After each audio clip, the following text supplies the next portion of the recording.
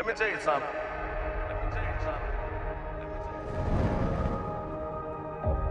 A driver don't pick the car. Car pick the driver.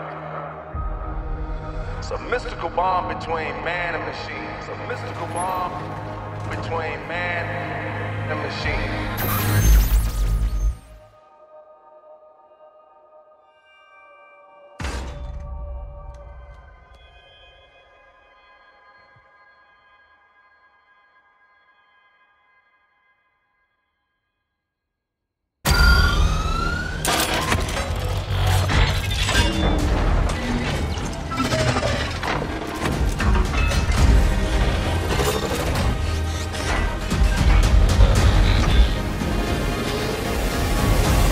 Bonjour et bienvenue à la nouvelle émission Zoom. Pour la fin de l'année, on vous offre un petit cadeau. Et ben ouais, déjà la fin de l'année, on vous offre une nouvelle émission. Et pour cette première fois, on va s'intéresser au bourdon.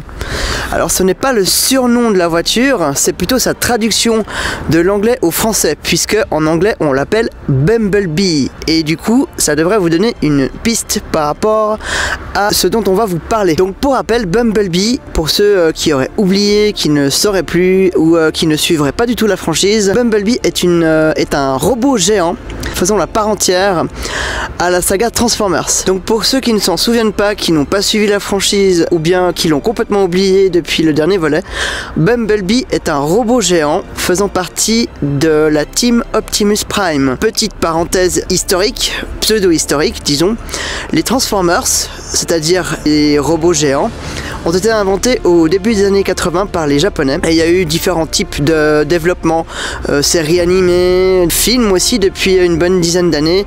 Et puis on compte également des jeux vidéo, des livres, plein d'éléments qui souvent ne sortent pas en Europe, qui sont uniquement pour les Japonais. Mais bon, je pense que c'est un petit peu normal vu que ce sont les créateurs. Les Japonais qui par la suite se sont en fait associés avec l'entreprise américaine Hasbro pour au final rendre ce qu'on connaît comme étant la franchise Transformers au cinéma avec entre autres à la réalisation Michael Bay.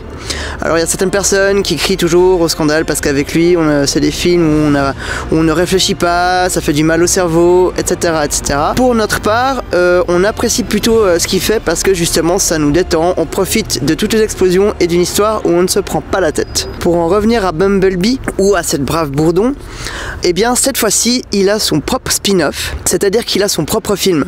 À savoir que cette version que vous voyez avec la caméra, eh bien il s'agit de son cousin actuel, car Bumblebee à la base était une coccinelle, la charmante coccinelle de l'époque. Donc Michael Bay qui a fait bien d'autres réalisations, dont l'inoubliable Armageddon. Par contre cette fois-ci, eh bien il sera uniquement à la production, ce qui est plutôt rare, en tout cas pour la franchise qu'il gère depuis le début, donc depuis le milieu des années 2000. Alors pour Bumblebee, on a déjà quelques premières critiques américaines par contre, puisqu'en Europe il sort le lendemain de Noël, donc ce sera un excellent moyen d'aller le voir. Et évidemment, les critiques sont favorables. Enfin, pas si évidemment que ça en fait, puisque le dernier Transformers, The Last Night, n'avait pas cartonné comme il avait été espéré par les studios, entre autres Hasbro. Cette fois-ci par contre, le côté rétro a apparemment un impact plus important dans l'histoire, et les effets spéciaux ont l'air d'être tout autant réussis, si ce n'est plus, que les précédents volets. You know, beat music can help you say what you're feeling. Try this.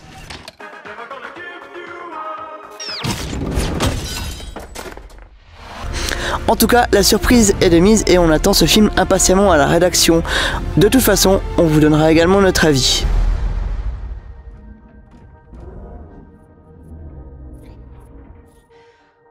Who are you? Do you speak? I won't hurt you.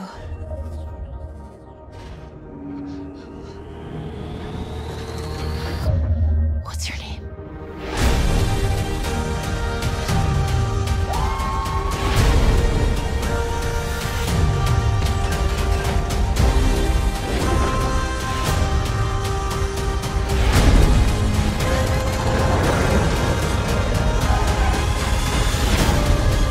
You got people out there who need you.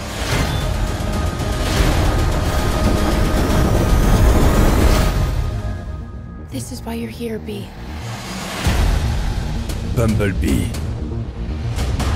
Au cinéma le 26 décembre.